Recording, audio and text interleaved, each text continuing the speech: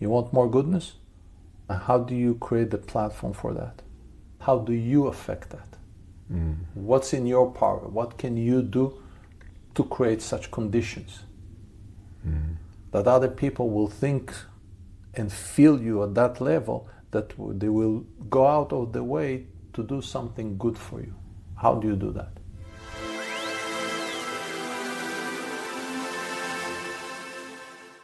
All right, Session 10. session 10. Yeah. Yeah, it's man, well, the last time we were here, I was here was like 2 weeks ago, huh? Something like that. Yeah.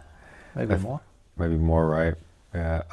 I feel like so much of my life is just kind of back to where I was before I was going through this struggle of like trying to truly follow my heart. So I feel like I'm getting back to that, like, or I'm there as far as like, with peace and just, Oh, yeah. in terms of the chaos. Yeah, exactly.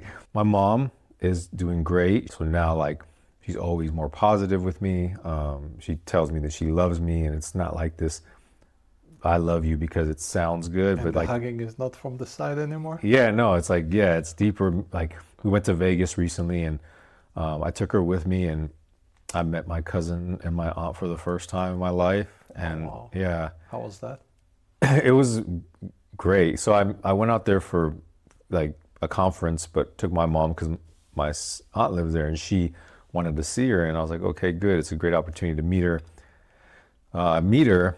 And it's I meet my aunt, and then I realize I start learning more, meaning that like my aunt starts to talk about like my grandma, who I never really knew, my mom's mom, and like their upbringing, how my grandmother never told them that like she loved them, that they like didn't express that. So now like I'm looking at my mom and like no wonder, and my aunt was the same way because her kids were there. Well, my cousin who I met was there, and she was like, yeah, she never gives us hugs, and if she does, it's a side hug. So it's, I swear. So I was like, it starts to all come make sense. Like now I'm more empathetic, right? Because I'm like, yeah, this is just how she was raised. So it's not like, and That's how karma travels. yeah, It's through the family or the environmental mental structures, mostly, right? yeah, Now that creates a certain belief system. Think about how you show closeness. So now you know that your grandma probably, she also grew up in that environment, in yeah, that kind of setup. You don't show emotions, you don't hug, you don't say I love you. So that travels until somebody changes it. yeah. And So that's what your my cousin, lineage, yeah, that's what my cousin said. She said the exact words were like, well, we have to break the cycle, yeah. and And that attitude yeah, creates a certain reality, right? Certain family dynamics, certain types of relationships. This is one example, but it can obviously be in every dimension of our life. yeah, So now that you're realizing it and transforming it, your kids yeah, will not be subject to the same karma, at least in those domains. yeah, no, And everywhere you transform what you come with or where you come from, the karma stops. yeah, exactly. And so it was great to meet my cousin as well. She's like, just so happens she works.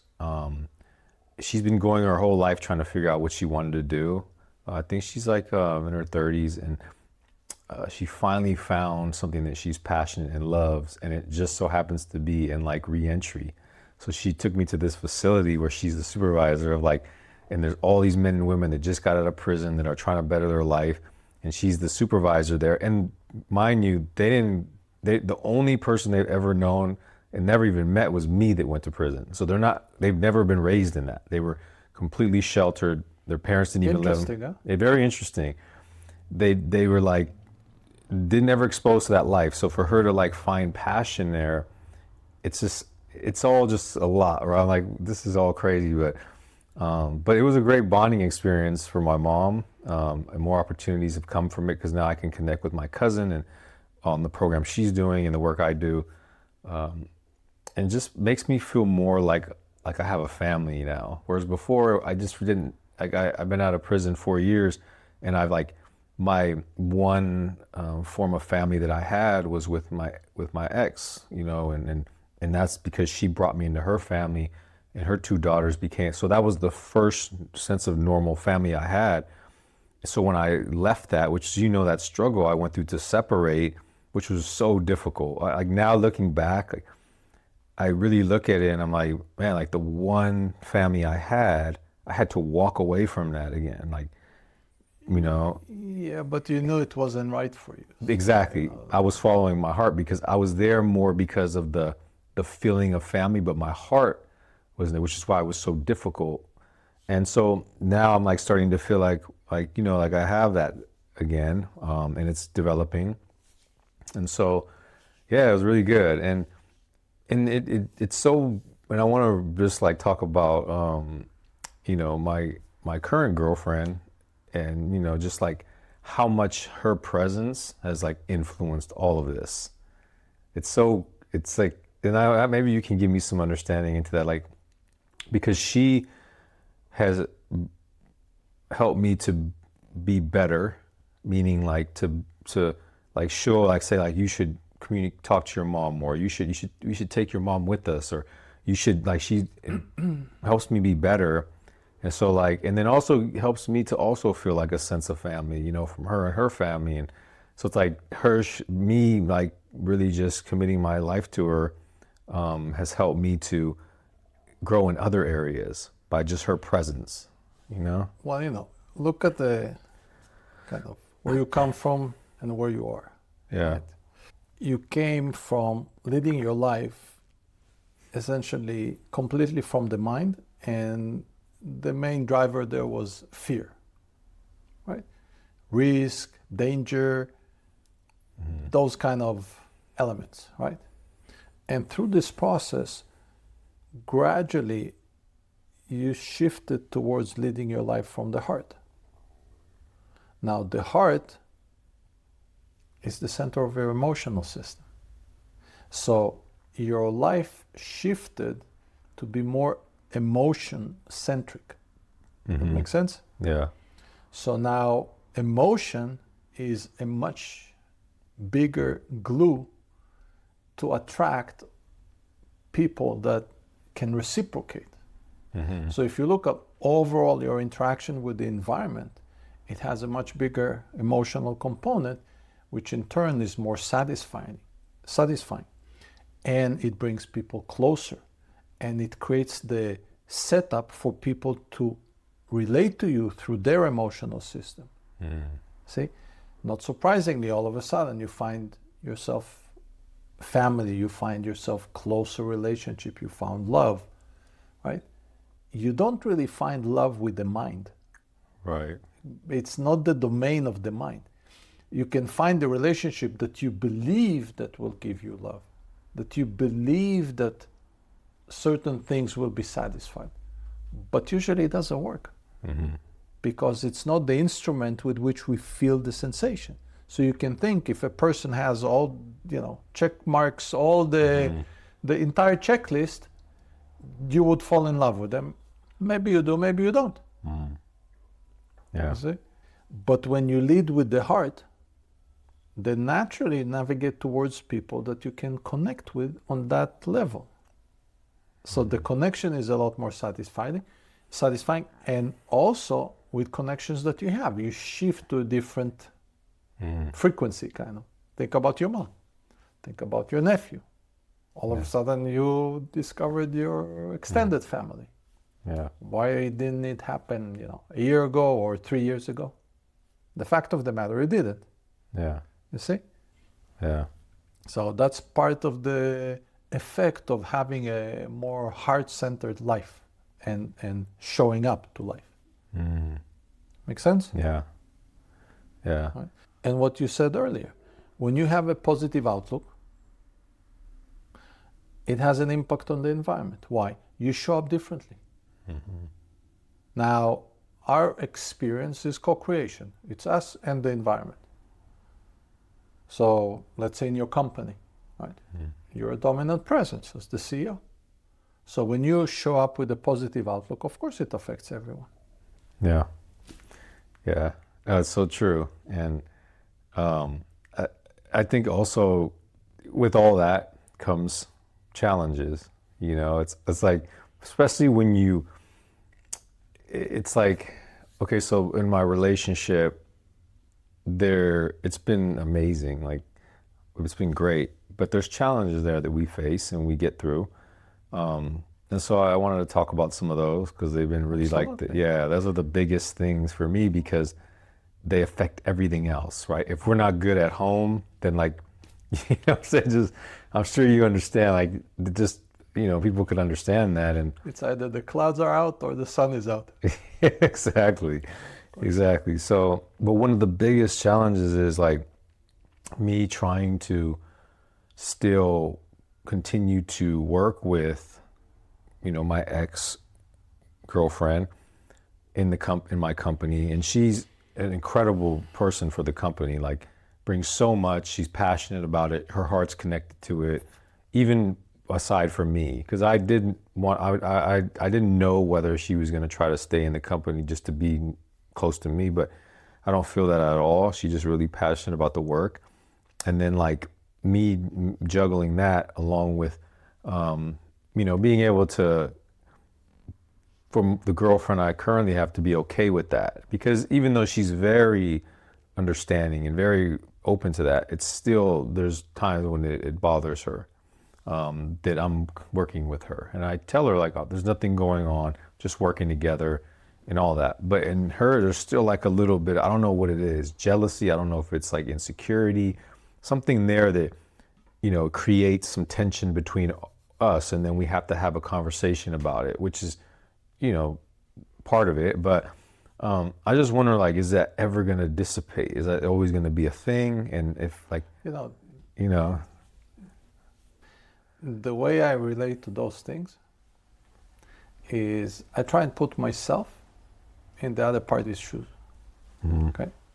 So just imagine for a second your girlfriend would have been working on a daily basis with her ex. How would that make you feel? right. That's it. See? Because you're meeting somebody that you had an intimate relationship with. Right? So the fact that it's over and you don't feel anything and you found real love and you're in a different place and you transform, it's all true. But still there is a deeper seed between you and that lady that includes elements that you don't have with any other employee. So it's not completely on equal ground, Right. right? Now, who can tell that things will not shift in a way that it will be ignited again? You know, and I'm sure you know as well as I do of events that other people's stories that transpired that way. You know, a fight at home, looking for some compassion, empathy, blah blah blah. One thing leads to another. There's a problem, and not necessarily you do something, but a problem might be just having an intimate conversation. That's already a problem, right?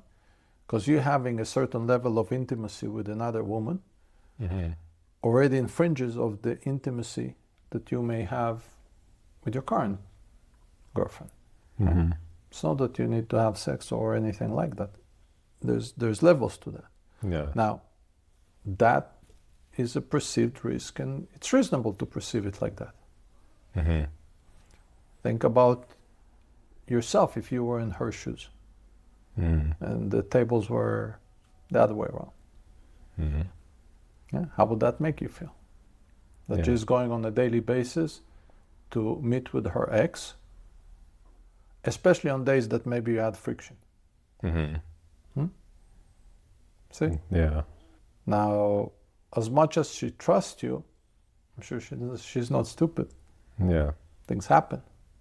So there is some level of risk. Maybe it's minute, maybe you have no such intention, but it exists. You can't ignore it. Yeah. Now, I'm not the one that tells you to lead your life by managing risks. Right. This is not my MO, and I don't preach that, and I don't need my life like that. But the same token, what is more important to you? Mm-hmm. What if I feel like, and I had this conversation with my girlfriend, like what if I feel like my goals in life, I love them more than I love her?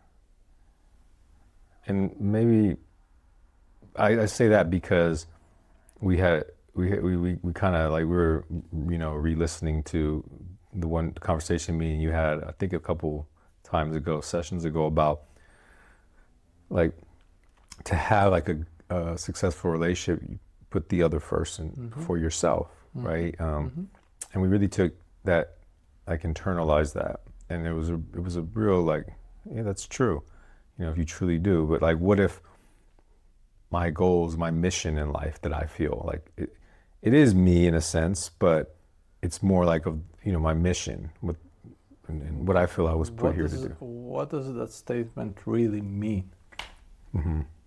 The mission? When you say my mission is more important to me than my relationship. If I had to put one first. Why would you? I wouldn't. I don't think I would.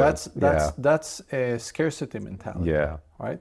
Posing the question like that obviously opens a certain debate. But why? Yeah.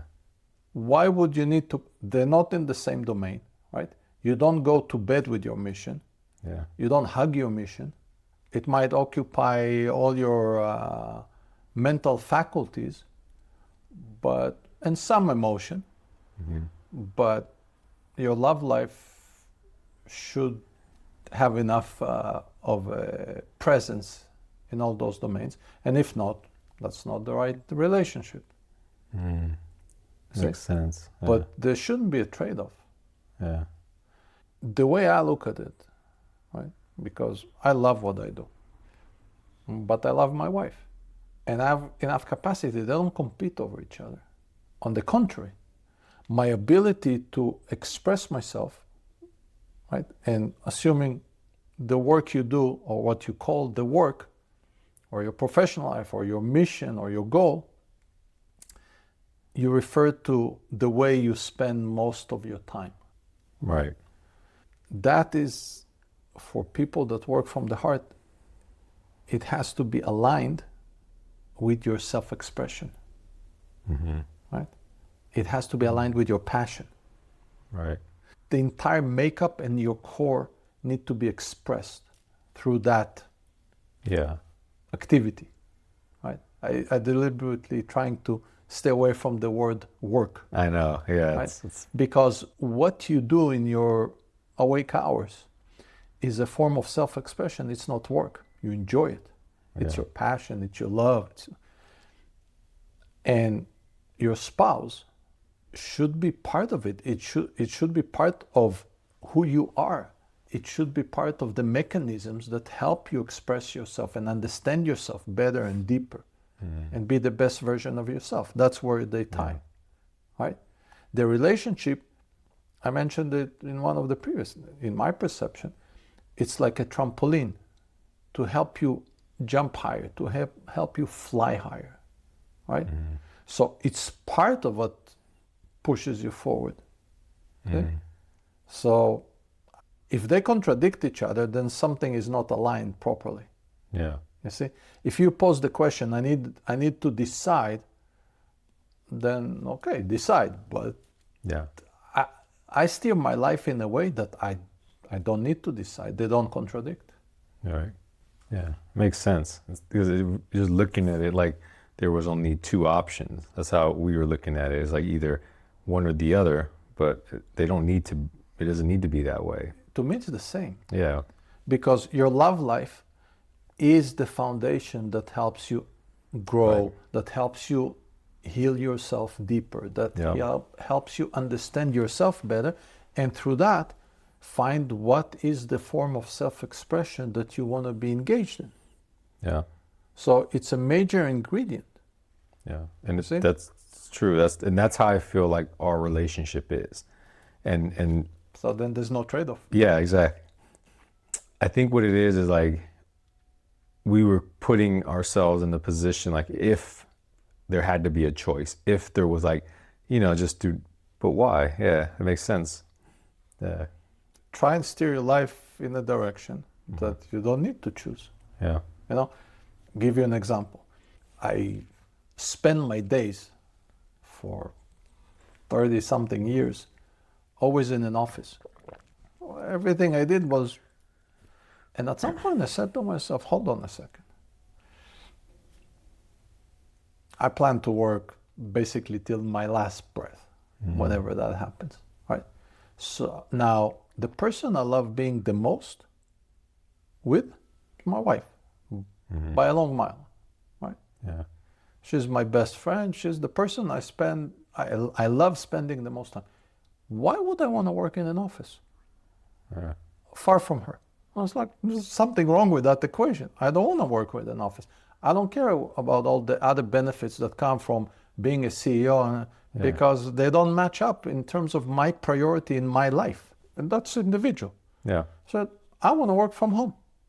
And the reason I want to work from home is because I want to spend most of my days, most of my years with my wife. Now, the transition was brutal. I was totally unproductive for a few years. It was a very rough adjustment for me. Right? Not having a secretary, not having an office, not having the shift in the mindset during the commute back and forth Right. to shift. Yeah. It was a very unproductive few years until I found my place. I found the way to operate. I think I have the best lifestyle ever. Yeah. Yeah. So that came through only after I really looked deep into what are my priorities in life, not what the templates I got from society and all the indoctrination you get from the environment about how you should live your life. I asked myself, how do I want? Yeah. Look. Yeah. That's great. And then like I know another thing that's like been coming up in conversation, with my girlfriend and me is I know she wants to get married and I know she wants to have a kid or kids. And so it's like the big question that I'm sure I'm not the only one is like, because there's never the right time, right? You can't say, oh, it's the right time to do that. And I don't even know if that's something that I want. It's like I can't really connect to it because it's never anything that I really imagined having. And then when I finally got into a place of freedom where I started to explore it mentally or what that might look like, I was like, oh, well, it's just an afterthought, really. It wasn't a priority. But now it's like, okay, I know that, I really love the person that I'm with and she really wants that. And so like I almost feel like this obligation to give it to her, to make her happy, to put her first. But deep down, it's like, I don't know if I'm ready. But then I don't want that to be a reason that our relationship doesn't work because maybe I will be in time. So like, how do I navigate through the complexity of that? Well, one way to look at it is looking at where you were, let's say, 6 years ago. Yeah. 6 years ago, could you have imagined where you are now? No. Could Never. you have get even close? No, I didn't even know this type of thing existed. Yeah. Right? Yeah. Okay, so how can you think your way towards it? You can't. If I would ask you 6 years ago, can you imagine the best life ever for Carlos? What would be your answer? Nothing close to what you're living now. Yeah. Right? Now, you're kind of on a path that unfolds as you go. Right? And this is really the essence of the journey of self-exploration. Right? Or the journey of ascension, or the journey of growth, because it has to be challenging. It has to be uncomfortable. Otherwise, you're not really growing. You're just doing more of the same, right? So you kind of started this with, okay, it's all great, but I have some challenges. You're supposed to. It's by design. Otherwise, no challenges, no transformation, no stepping up. You would be where you were 6 years ago. Yeah. See? Yeah. All right. So it reframes how you think about challenges. Right? You used to think about challenges as something threatening, as something scary. But if you look at the path you walked, it's not your entire life. The last 6 years, last 5 years, the last 4 years, you take whatever time frame you want, right? All the challenges you faced brought you to a life beyond your imagination. You did not know that such joy and happiness and satisfaction and just goodness exist. And you could not have imagined it. Yeah. That's what challenges brought you. So maybe you can reframe how you relate or your attitude towards challenges. Challenges are good. Challenges brings you goodness, bring you things and experiences that you cannot imagine. Now I can tell you from my own experience, kids is probably the pinnacle of it. I had kids, I was on the older side. My firstborn was born when I was 35, 36, right? I didn't know what to expect. And up to that point, I thought I experienced all the love in the world to my wife. Madly in love, right? Everything I wanted, I had at that point. And then my firstborn showed up. And I was afraid how life will change and what kind of a father will I be and how it will affect my work, which I was enjoying very much at that point. Right? You know what happened? I discovered a new form and a new scope of love. I discovered that my heart can expand to a level I couldn't even imagine. It went to that degree that 2 years later, when my second son was born, when my wife was pregnant, I was worried. I said, there's no way I can love another child the same way. I don't have such capacity. Yeah. And I was concerned that the second one will suffer.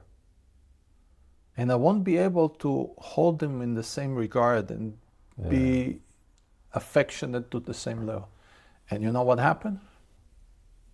It's like when my firstborn, the first time I held him in my arms in the delivery room, it's like my heart went from this to the size of a building. Yeah. I said, that cannot happen again. Like, that's it, it's there. Yeah. Right? You reach your capacity. It doesn't go beyond. Yeah. Right? And then when the second one, it's as if my heart expanded to another building, 2 buildings, same size, look the same. And I couldn't fathom that can happen. If you would ask me, I would tell you, it's just like, I love this, my firstborn so much, like it's not going to happen. Yeah. It did. That's amazing. And 8 years later, my wife got pregnant again. At that point, I knew. So I knew I have more capacity, so I wasn't that worried. Yeah. And this time we had the girl. And you know what happened? It's like my heart expanded, not to another building, but another castle. Yeah. So it, like 2 buildings, and then there's like a Disney castle, something magical. Like same size, but different. Right. Another experience I could not have imagined. Beyond anything I could have ever tell you or imagine for myself. Make sense? Yeah. Now, you're not ready. You can't expect it. But the only reason you're feeling like that is because you attribute pain and suffering and risk and danger to challenges, to the unknown, to experiences that you don't know how they're going to look like. That's the only reason. Yeah. Or like fear of failure as like, you know. There's no such thing. Yeah. There's no such thing. You do your best, there's no failure. Yeah. We spoke about it, and this is true for any aspect of life. If you do your best, then this is your best. Okay, if it didn't work out, didn't work out. Maybe it's not the thing for you, or you learn from it. It doesn't matter. There's no such thing as failure. Any entrepreneur that had success and failure will tell you they learned a lot more from the failure. Yeah. And they also will tell you that their success is because and due to the failures they had. Right. It's just a step in the way. There's no such thing as failure. Yeah. Same goes for marriage. If you're marrying for the right reasons and with the right person. If you're not, yeah, it's gonna be misery. Yeah. And do you think there's a difference? I mean, there obviously is a difference, but can one be still connected to another person without marriage? Without that, you know, the typical marriage of like people in society, but just a bond, a connection. Can it be just as powerful if you don't go through with the steps of actually going, get married and doing the paperwork and just be together? Because I've always had that idea that like, well, why do I need to get married technically? You know what I mean? For me to have this connection with this human being and be committed and all that. Is there a difference in that? So I always thought there isn't. Until I discovered there is something about it. And I'll tell you what it is. It is not the actual ceremony, but rather the commitment that each of the parties makes inside to the other party and to the success of the marriage. It's the level of unity, right? Look at it the other way around and ask yourself, are you willing to commit everything to this establishment that we call marriage? Everything in your being, all your power, of course, all your assets, all your energy, everything in your being. See, it's a level of commitment. Now, if you can reach that state, then the formality matters less. See, but most people can't. Yeah. See, the reason they avoid a marriage is because there's some hesitation around the commitment. See, now that hesitation is like a crack in the foundation. Now, it doesn't mean the building will not stand for a long time. It can stand with cracks. And from their perspective, there's a good chance they'll have a good marriage. There's no problem. But what do you want? You want a building with a crack in the foundation or without? Yeah, without. So you need to find the person that you're willing to commit completely. And if you can't, again, maybe it's not the right person. Or the other option is look into your fears. Yeah. Right? Because if you feel all the love that you can feel, then why not commit? Because you think there's a better opportunity for you out there, there's a better person, then by design this is not the right person. You see? So what's the fear? So it's either fear or fear. Yeah.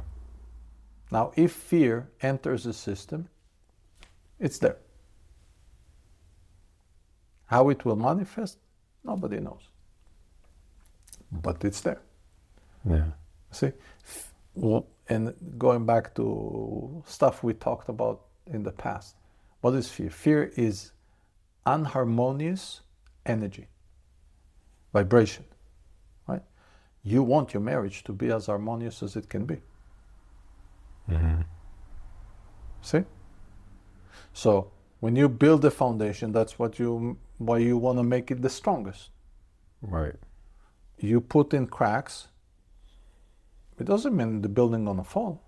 You might live in it happily ever after, but the crack is there. You don't know. Yeah. You don't know what size of earthquake it can sustain. You don't know what challenges can bring the building down. Right? That's why you want to put the strongest foundation possible. That strongest foundation has to be without any fear. Yeah. Right? So if you saying I'm not ready, that is fear. Fear of what? What are you afraid of?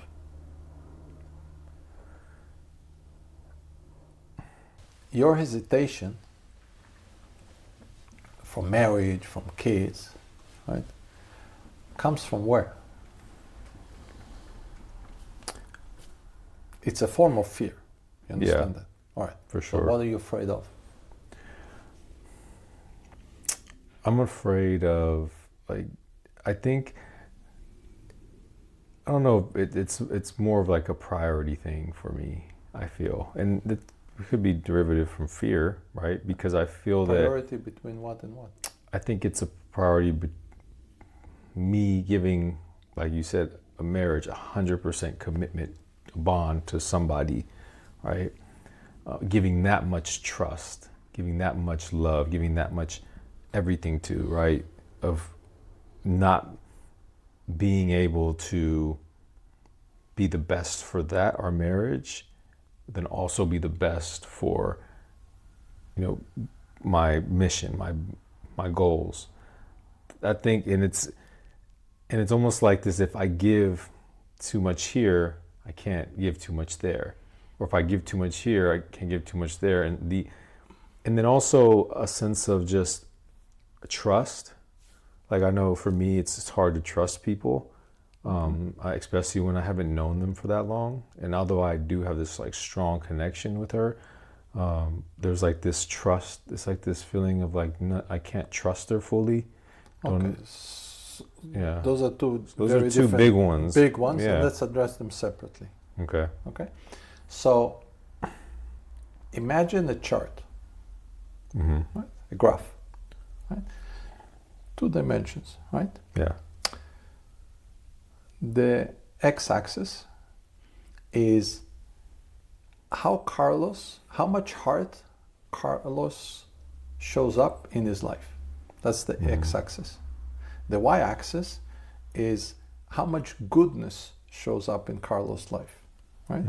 Okay. And the line that I see is kind of like this, kind of like a gradually exponential curve. That's the last 4 years. That's what we spoke about earlier. Yeah. Right? Fair? Yeah. Fair description? Yeah. You show up with more heart, more goodness. Yeah. And you've reached the state of goodness in your life that 4 to 6 years ago, not to mention earlier, you could not have imagined even. Yeah. Okay. Now, where do you think this, now it's you navigating this chart. Now you can plateau it. It's like, okay, this is the goodness, I'm good with this goodness, I don't need more. But maybe you can keep growing the chart. Which means what?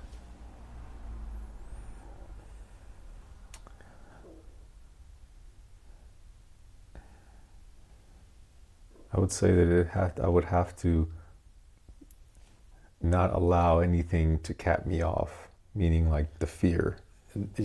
Yes, but what do you do need to do? Not what you not to do. What do you do need to do? I need to get out of my normal comfort zone and get out and continue to what? push beyond that and challenge myself. What does that mean? To open up my heart more, to love more.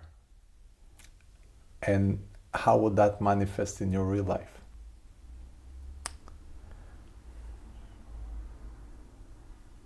Doing more good.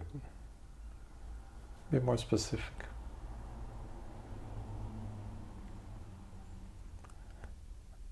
I would say helping other people become better versions of themselves. Yes, but what about Carlos? How do you help Carlos? By continuing to try to be better and becoming Carlos 2.0. Yeah, and what does that mean? That I have to continue to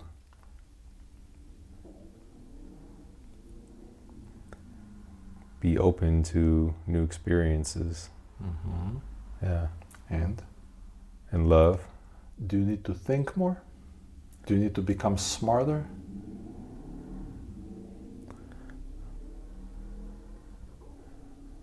Maybe a little bit. That never hurts. But that's But not it's from the heart, but yeah. Exactly. And it's to open. You show up with more heart, more goodness shows up. Mm-hmm. Right? Even the last few weeks. Yeah. Right? You had encounters that are heart-centered. Right. Right? The encounter in Vegas with your lost family. Mm-hmm. How did that come about? You told me a few minutes ago it came about because your girlfriend was thinking about you and your relationship with your mother, and she was feeling you, and she was feeling that it would be right to bring her along, and that was the catalyst for you meeting your extended family that you never met before, which was a great meeting, right? Right. It all driven by heart. The seed of it was your girlfriend thinking about what's good for you. Mm-hmm. Right? Yeah. Okay.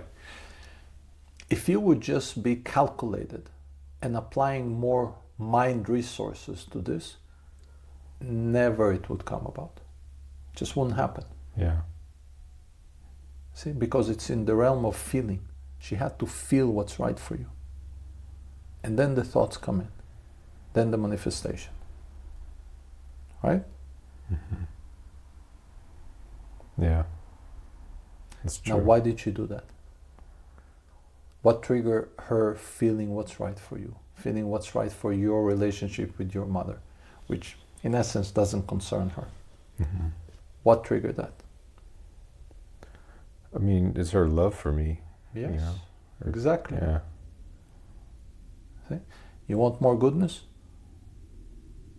What you're really saying, what makes you feel good is when you experience love and acts that come out of love. Mm-hmm. Right. Now, how do you create the platform for that?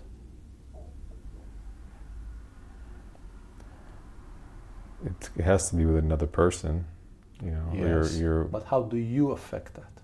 mm. What's in your power? What can you do to create such conditions that other people will think and feel you at that level, that they will go out of the way to do something good for you? How do you do that? By more thinking? No, it's all heart-led. Okay. Yeah. So if you want to propel this curve to keep growing, what do you need to do? I need to focus on making decisions based on my heart, not my mind. Yes. Mm-hmm. And you love. need to allow your heart and the love in it to lead the way. Right. Right? When you show up to the world with more love, you get more goodness. Mm. Yeah. That's it. You know, I have a very, very close friend. My best friend is an extremely successful commercial real estate broker, which is a world that, you know, love has very little to do with. Yeah. Yeah. But it's all heart. Mm. And people want to do business with him because it just is just a great person to be around. Yeah. Now, he cares. He genuinely cares about people. See? And essentially, real estate brokerage is a commodity business. Yeah. It's a numbers game. Yeah. People want to do business with him. That's why he's extremely successful. The number one broker in Southern California. Yeah. Big numbers, all hard. Yeah. Right? And he'll tell you the first. Look, I'm not the best broker. I'm not the smartest, but I care the most. And people want to be around him. Why? Because it leads with the heart. Yeah. Right? You meet him, you just feel good around him. It makes you feel good. And nothing phony. Yeah. I know. I meet those people, and I try to be that way. Like in a similar way, just leading with my heart and everything. Absolutely. Otherwise, you wouldn't be saying what you just said. Yeah. Right? Of course. But there's more of that. Yeah. Right? Now, for you to be able to grow your emotional capacity, you need to put yourself in an environment that supports that. Mm-hmm.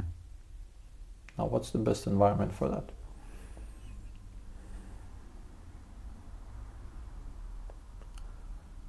We're surrounded by other people that are, like that. Yes. Mm-hmm. What else? A partner on the journey. Definitely elevates me for sure. That loves you. Yeah, that loves me. Right. Because that loving relationship is the foundation for you to explore in yourself. You weren't like that 4 years ago or 6 years ago, right? Right. Yeah. So something in you grew, something changed, something evolved. Scary. Yeah. Right? Feeling vulnerable with your emotion and exposing them is scary for most people. Mm-hmm. Yeah. Remember we spoke that vulnerability is a superpower? Yeah.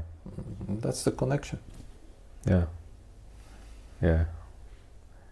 And because another thing that I felt being that way and being in my past relationship and even on some instances in this one, when you're that way, when you're like very just open and you're vulnerable and you coming from the heart and you care about people, I don't know if it's the right way to say that you sometimes attract people that aren't so good or they don't have good intentions. Mm-hmm. And sometimes you feel abused. Yeah. And taken advantage of. Mm-hmm. Absolutely. Happens to me as well. Yeah. It's okay. How do you navigate? The term cost of doing business? Yeah. That's how I look at it. It's okay. Sure. Sometimes you'll do good and people will not reciprocate. Yeah. And they will hurt you. Yeah. It's okay. Right? You need to ask yourself, will that break me? Am I willing to pay the price of not being who I want to be for those events? Mm-hmm. Because let's say that happens, 1 in 10, 1 in 100, 1 in 1,000, doesn't matter, right? Mm-hmm. For that probability, for that chance, am I willing to give up 100% of the time not being myself? Mm. Is that the price you're willing to pay? I don't. So it's like, okay, Mm-hmm. It's like you're driving around, every now and then you're gonna get a scratch on the car, you're gonna hit a pothole. Okay. Yeah. That's how I look at it. Yeah. Cost of doing business. It's the cost of me being me. Mm-hmm. Yeah. That makes sense. It's just like this feeling of not like that I still have that I'm working on is not, it doesn't feel good, right? And I can move past it. I have many times, but it also kind of like leaves a little bit of like a little scratch on me as I go through life. When you scratch your car, exactly. It's scratched, Exactly. okay, Yeah. But that's okay. So what? Yeah. I just wonder if that happening over and over again, if it's affecting me making decisions in my own personal life, bigger ones and things like that. So, let's say you scratch your car, right? A real nasty scratch all along. Mm-hmm. Now what? You're gonna put tape around it. You wanna wrap it in some plastic buffers. You're gonna stop driving. So what? Okay, so unpleasant, really hurtful. Yeah. You know, I'm not willing to sacrifice who I am for those scratches. Yeah. Somebody wants to be not nice to me, okay. Not gonna do business with them, or remove them from my circle, or whatever I want to do. But I'm not gonna carry the fear of getting scratched again and lock myself in a chamber of fear because of that. No. Yeah. Now you ask yourself, which position has more power in it? Okay? Yeah. Now you're navigating yourself towards Carlos 2.0, who's more powerful than where you are now. You see where this is going? Yeah. If you allow every Joe Schmo that puts a scratch on your car to influence your life to a degree that you're not being fully yourself and in your power, then you're giving away your power entirely. Right? Walking around saying, okay, this guy hurt me, so now I'm gonna be with an armor on the rest of my life, to me is silly. Doesn't matter how big the hurt is. Yeah. See? That's how I look at it. Yeah. That makes sense. I mean, it's kind of like how we respond to it, right? Life will happen. Yeah. The only question is how you show up. Yeah. Yeah. So, I much rather show up out of my authentic power. And I want to be the man I want to be. And nobody calls the shots on that. How do you know if like the things that you want, like in life, the dreams, are driven from the ego, or is it like just another want for those things? Like, for example, one day I want to own a home, right? And that's a goal. And my vision of my home is it's not ridiculous, but it's a beautiful place that I could feel my visions, my dream, right? And then when I mention like what that looks like to people, it's like almost this sense of like, oh, it's like ego driven. Like, oh, why do you need all that? Or why do you want all that? But then I'm like, well, because of what I want. So how do I know if it's coming from like an authentic place, I guess, or ego still in there somewhere that I need to have this thing to prove something to maybe myself or others? So there's three things I want to comment on what you just said. First, maybe you shouldn't share your dreams with the wrong people. Yeah. That's what. Yeah. Dreams are like a seed. When you put the seed in the ground, there's a period, every seed, that they don't see the daylight. Yeah. Okay? Why? Because the sun will burn them. They won't manifest.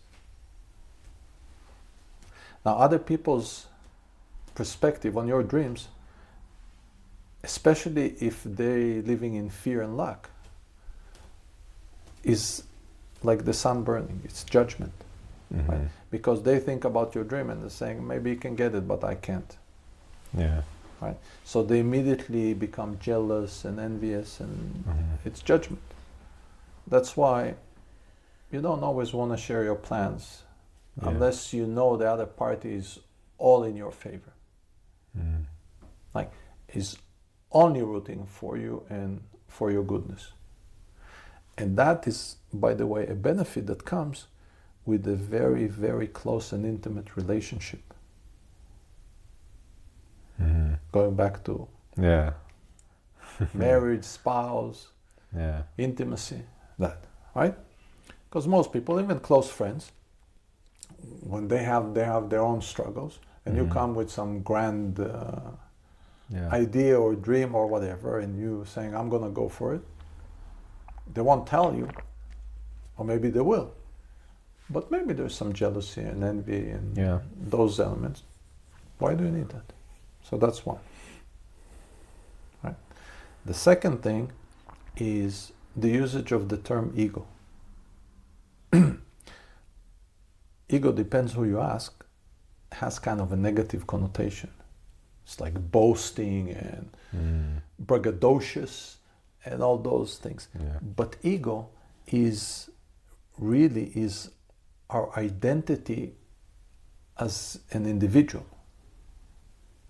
So it's not all negative. It has a lot of positivity. It also has our drive and motivation. You see? Oh, yeah. Ego is not all bad. Yeah. Ego has both. It has the parts that create our challenges, right? And obstacles. But it also has the beautiful sides. Our motivation, our drive, our self-expression, our authentic expression. It's all part of the ego. Right?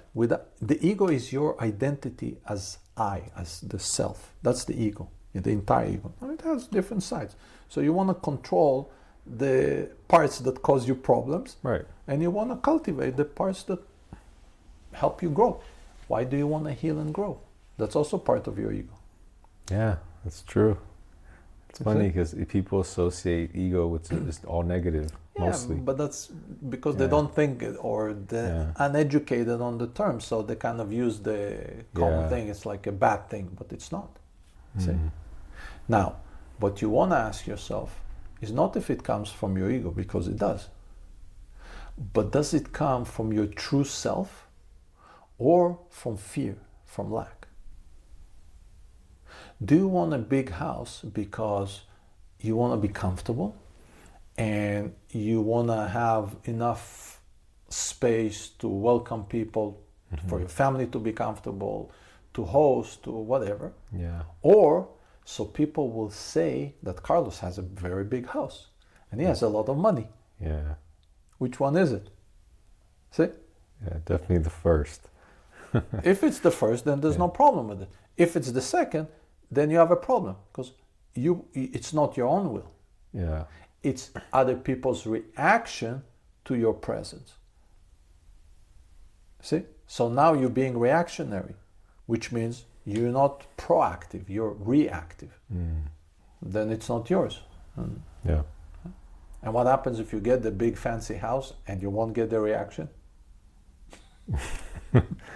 Right. What's the point in the house? Yeah. Exactly. You see? So you ask yourself, is that really your need, or what's underlying is some insecurity, some fear, some lack, Right. right? That's Some good. neediness. Yeah.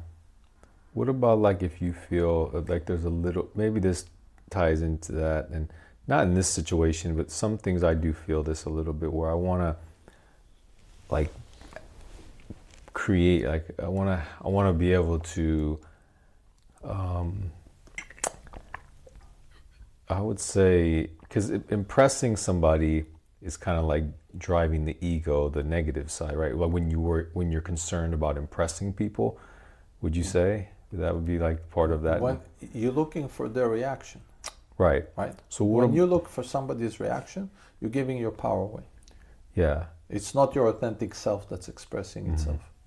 It's your insecurity. Yeah. Because without the reaction, you'll be worse off. Yeah. Is that? Yeah. It's like, and then if that's, let's say it's your partner, or it's like my girlfriend, like I want to like provide a better life for her and give her the things that she wants. And we talk about, you know, like these big things, places around the world we want to visit and beautiful things. And it's like, that's a goal, it's a dream in my mind, but it's like, and I'm like, okay, I want to do that. And I want to do it because I want to make her happy. I want to do it for her, and I want to look good for her. I want her to be proud of me that I could do this for us.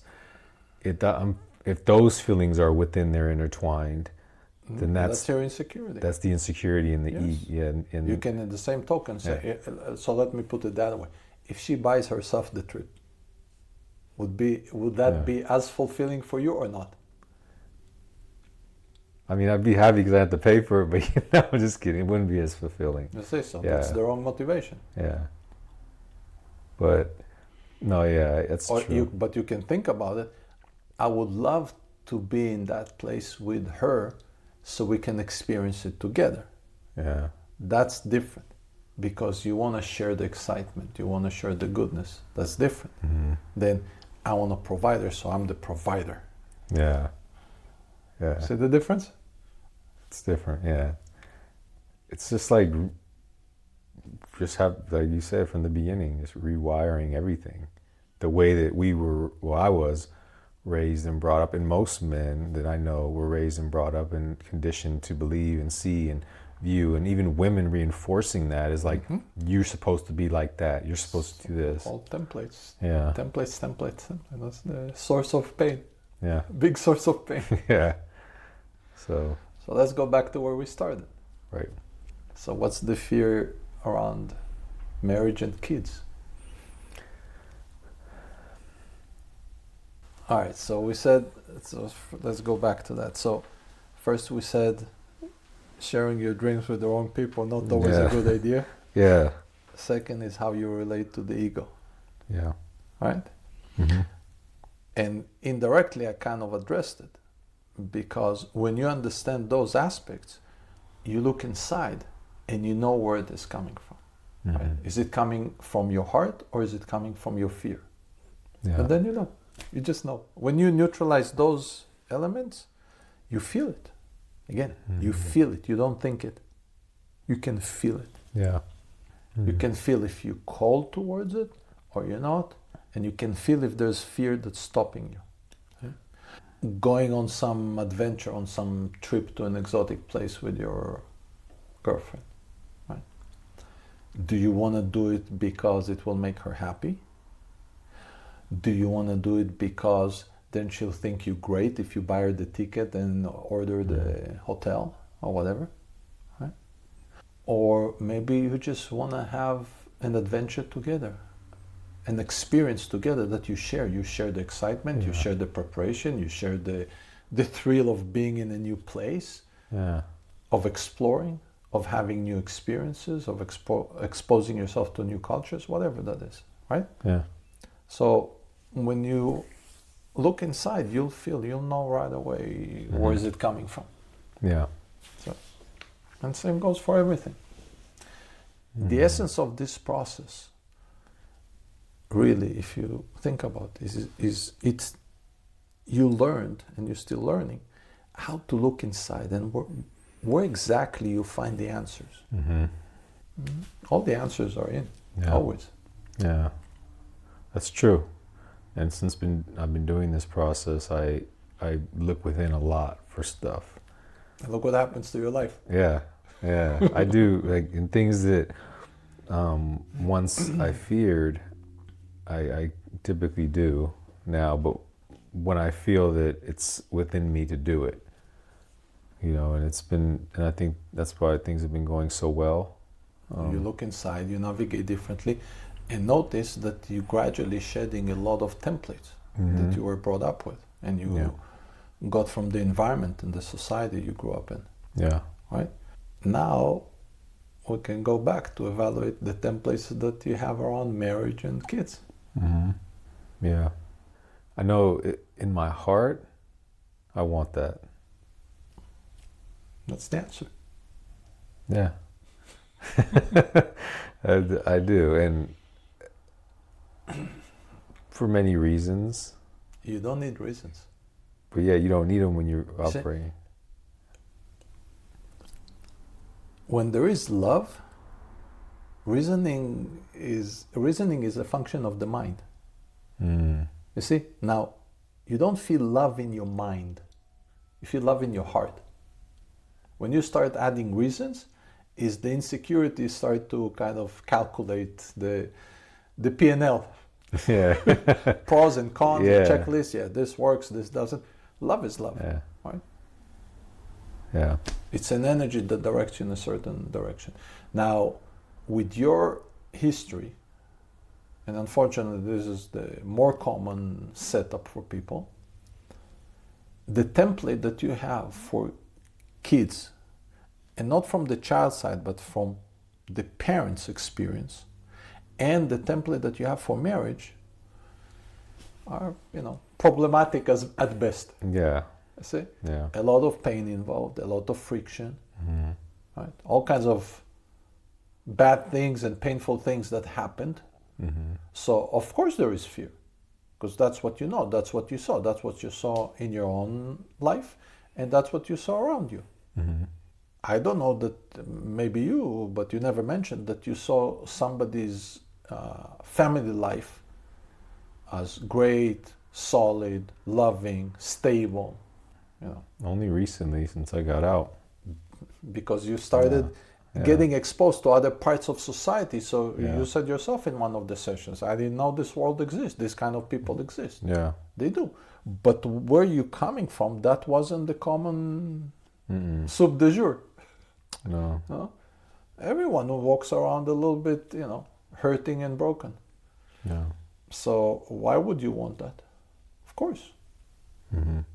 But what you are doing, you're on a path of creating a new reality for yourself, a new life for yourself. So go all the way. Why stop halfway? Yeah. And I have to remind myself a lot, because, like, how do I keep from, and I don't know if I can, but how do I keep from forgetting, like, my past? You don't need to forget your past. You don't want to forget your past. Right. Your past is your fertilizing ground. Right? Yeah. Think of your past as the fertilizer that grows the beautiful life you have now. Yeah. Right? You want to learn from it. You don't want to be constrained by it. Huh? Yeah. Think of organic fertilizer. Smells. Yeah. You don't want to be in it but after a while it grows beautiful plants. Same thing here. Yeah. Yeah. That's true. So when you start having those hesitations, Yeah. the thing you want to do is ask yourself which fear creeps in. Because that's what it is. I start like, yeah, maybe that's not for me. Maybe, this. And notice how your psyche tricks you, right? It poses the question as if there is a trade-off. Right. You see? And then you start following that thread. Yeah. And you start building a perception of your life as if there's a trade-off. You need to trade off this or that. Right. Your love and building a family, or what you perceive now your mission in life. Maybe you can define your mission in life a little bit different. Yeah. Maybe your mission in life is to have the best experience ever. Maybe your mission in life is to be the best version of yourself. Yeah. Right? You don't know that what you do now will be as exciting to you in 5 years. It's true. Maybe it will, maybe it won't. Or what does it matter? If you busy yourself with expressing yourself with something that you're passionate about, then what does it matter what it is? Yeah. Yeah, because 4 years ago, when I got out of prison, the things that I'm doing now, like, I didn't really imagine doing them. And now I found like, That's your reality. it's my reality, yeah. You see? So that could, And how did that come about? You just express yourself, yeah. right? And that's it. So as long as you're true to yourself and you keep expressing yourself and you keep discovering yourself and you keep pushing your own envelope, it has to evolve. It has to change. Now, you want to prevent it from changing? No. Yeah. That's true.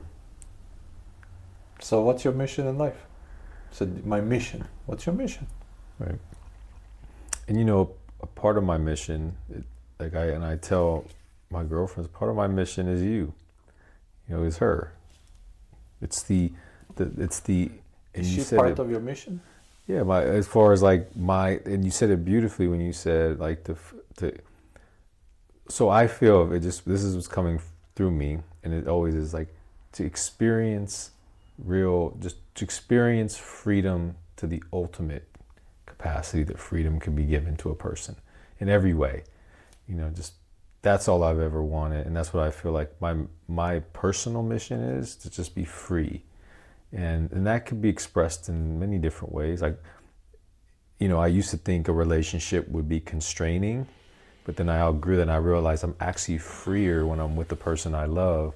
They grant me that sense of more freedom, and so I'm learning, and I'm like, adapting, but the step there is always difficult because I'm afraid to lose that freedom.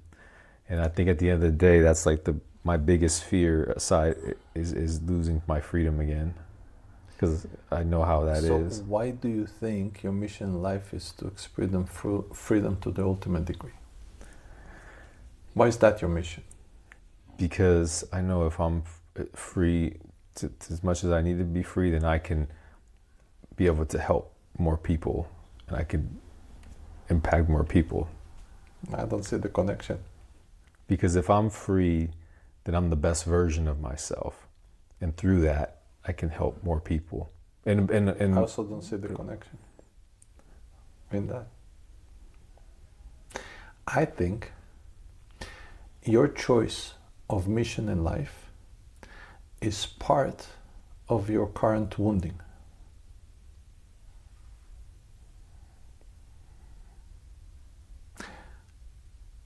It is a pretty big wound to be behind walls for 19 years. You can't underestimate that. Yeah. And it put a big dent on how you perceive everything. Okay? Mm-hmm. Right. So your choice of mission is a reaction to your experience. Right. Because your freedom was taken away. Right? But we spoke quite a bit about how your current life experience is beyond what you could have imagined 4 years ago. Mm-hmm. Right? Okay. Now understand that one day, maybe not in such a far future, if you choose so, you'll be able to heal the wound that you're still carrying because of the 19 years in prison. Understand? Mm-hmm. And once that will happen, by design, on its own, your goals in life will change. And that's scary. Why? Maybe that's ultimate freedom. It's true. Because your choice of freedom as your mission in life is not your free will. Mm. It's a reaction to your experience. You see? Yeah, because you can. So it's kind of like contradict itself. Yeah, it's very powerful. It's very deep. Because even in prison, I remember having moments of like freedom. It's more of an internal state. I remember that. Like, just, it would be moments, but I'd be like, wow, I just feel so free and good, and like, and then something would happen and it'd be like back to reality. But you know, there's a lot of books that are written about the human spirit, that it cannot be jailed or locked up. Mm-hmm. Right? Many big stories around that. Think about people like Nelson Mandela. So your choice, your current choice of how, and your current perspective of how you see yourself moving into the future, is still to a large degree reactionary to your experiences, right? Mm-hmm. Full freedom of choice happens when you heal that effect. Yeah. Right? Now that effect is operating on you through pain. Yeah. Right? I know without asking you, and you can answer after I said, can you bring up the pain of being locked? Of being locked up? Yep. Bring up the pain? Yep. It's hard right now because I've compartmentalized it a lot. But I feel like a part of it is the fuel that drives me. And so a part of me fears losing that fuel if I heal from that. And I've talked to my girlfriend about this, and I'm like, because, you know, it's like that gets me up and go every day to do what I do. It's like knowing that, and not in that pain that I carry and all that. It's like, but that may not be the right way to go through life, right? I mean, So this is very, very deep what you're touching on. yeah. Because on the soul's journey, most of us, vast majority, very few people don't, but almost everyone, basically propelled in life with some level of motivation that includes fear. See? Mm-hmm.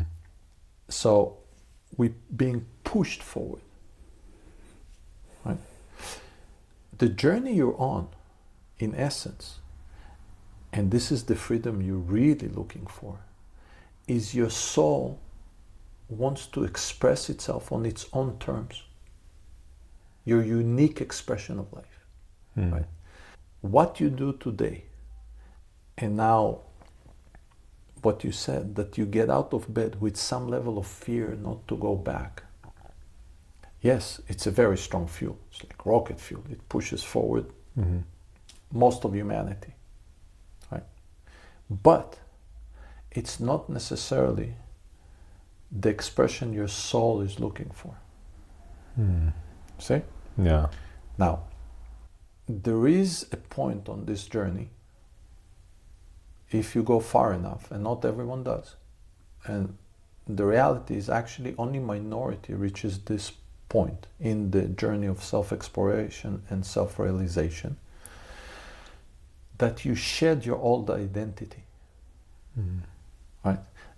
And you fully do that when you shed that motivation. Because that motivation is propelling you forward with fear. And by doing so, it also brings more fear into your current life.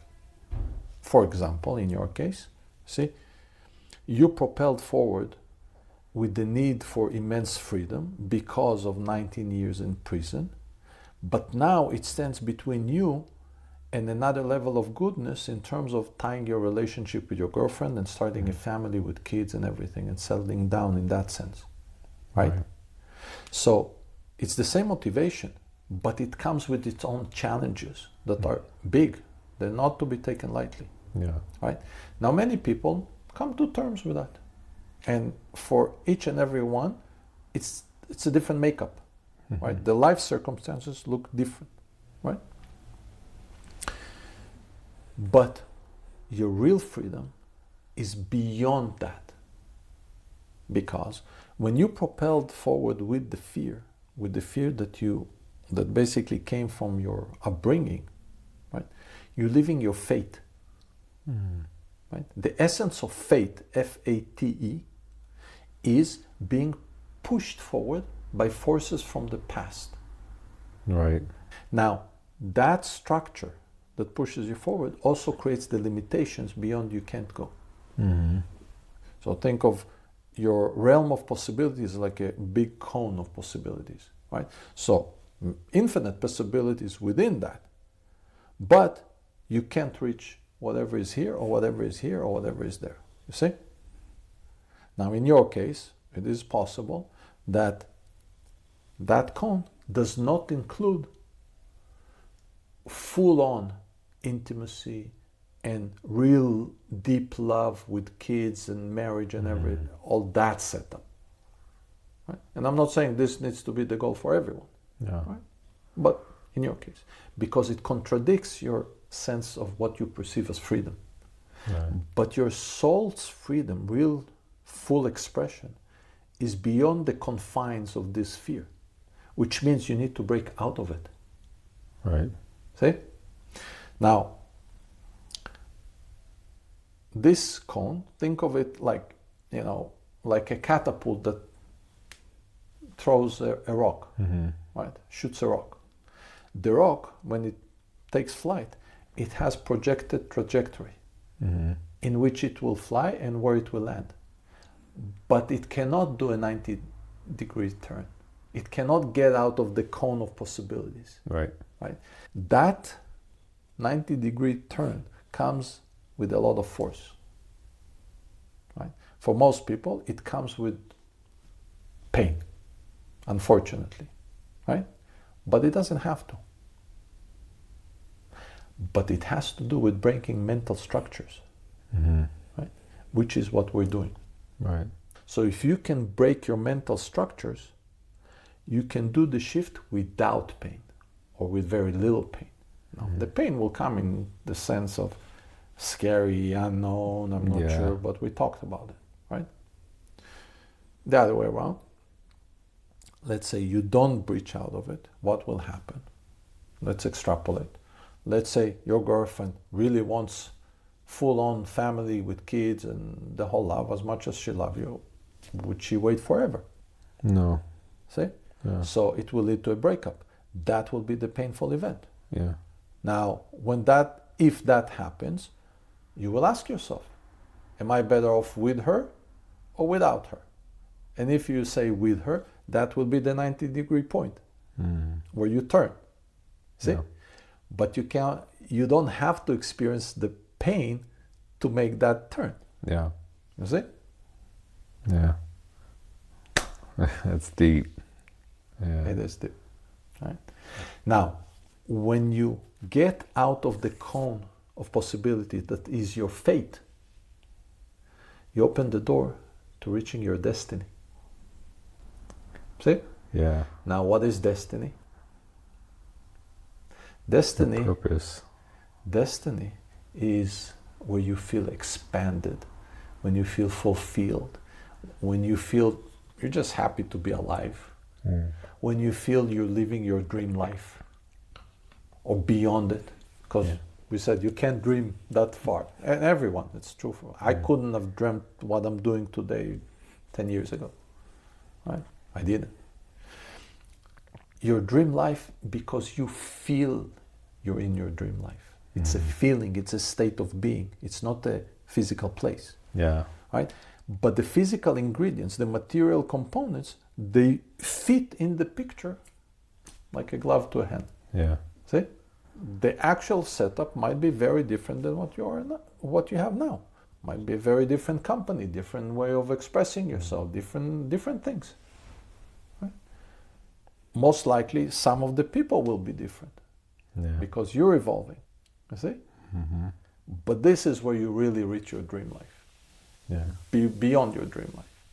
Right? That's destiny. Yeah. In that state, you're not propelled by fear. You're not being pushed forward by fear.